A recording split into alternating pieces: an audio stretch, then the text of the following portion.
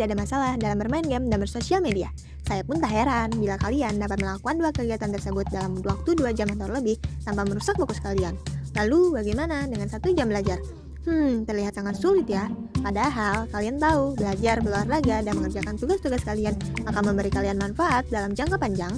Tapi kalian lebih memilih untuk rebahan, bersosial media, dan bermain game.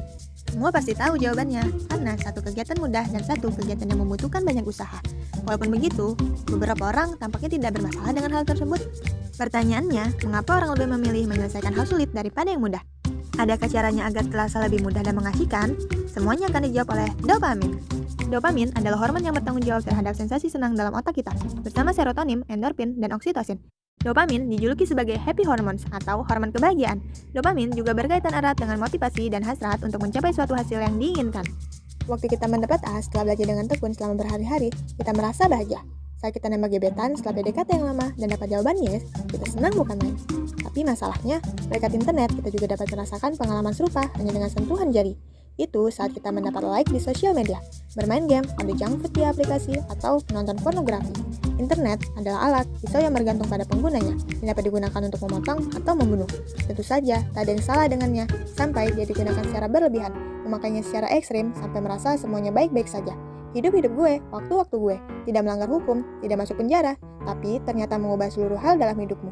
Dan kita tak sadar sejak kapan ia telah merusak otak kita, membuat kita tak lagi bahagia, tak lagi mengejar apa yang sebetulnya kita impikan.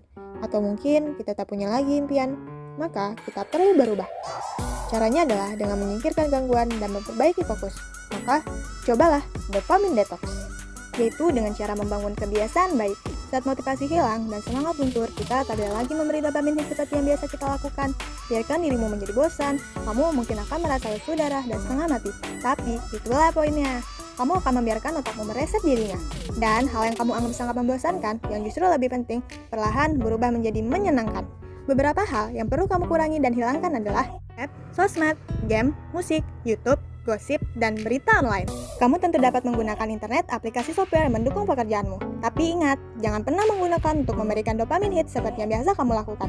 Berikan reward setelah kegiatan selesai. Ini seperti berbuka setelah puasa seharian. Selanjutnya, pertahankan detox ini selama 100 hari berturut-turut, sampai menjadi habits yang baru. Dengan membiarkan otakmu beristirahat, kita dapat mendefinisikan lagi kebahagiaan. Kita lebih bahagia bahkan untuk hal-hal kecil yang sering terlewat depan mata. Hidup tenang, pikiran segar, bebas gangguan, lebih fokus, lebih produktif. Akhirnya kita mempunyai banyak ruang dan waktu untuk mencapai goals yang ingin kita raih.